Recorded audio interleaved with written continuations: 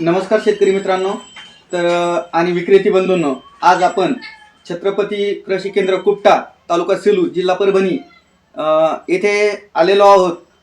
माझ्यासोबत निर्मल सीड्सचे नांदेड परभणी हिंगोलीचे DRM साहेब श्रीमान डुकरे साहेब हे आहेत आणि छत्रपती कृषी केंद्राचे प्रोप्रायटर वैभव सोळंके हे सुद्धा आहेत। खरीप 2023 मध्ये त्यांनी आपल्या निर्मल कंपनीचं सोयाबीन 84 नंबर ही जी व्हरायटी दिली होती त्या व्हरायटी बद्दल त्यांचा अनुभव हा आपण जाणून घेणार आहोत। तर वैभव नमस्कार। नमस्कार।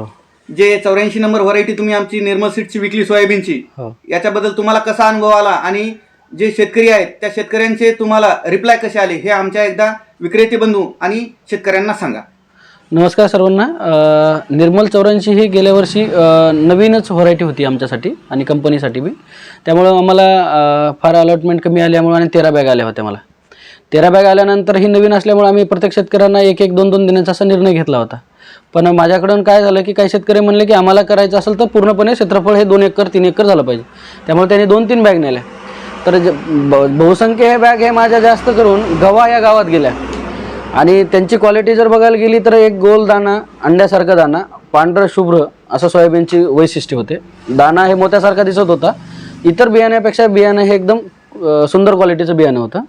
दुसरी गोष्ट, त्यांनी जर पेरल्यानंतर उगवणशक्ती चांगली झाली। 4 सोल्याची शेंग हे याच्यामध्ये बहुतांश आढळून आली आणि उत्पन्नाला त्यांना चांगलं 15 ते 16 प्रकारचं ॲव्हरेज आलं। त्यामुळे अनेक लोकांनी तीच बियाणं यावर्षी आम्हाला सांगितलं की ते खूप चांगलं आलं। अनेक जणांच्या प्लॉटवर आम्ही बघायला गेलो, त्यांनी आम्हाला आता बियाणं ठेवलंय आणि यावर्षी परत ते लोक जास्त त्या गावामध्ये मागतायत। किमान त्या गावामध्ये 10-12 शेतकऱ्यांनी वापरलेले बियाणे आज ते गावामध्ये 200 बॅग वापरतील आता लोक। बरं, धन्यवाद।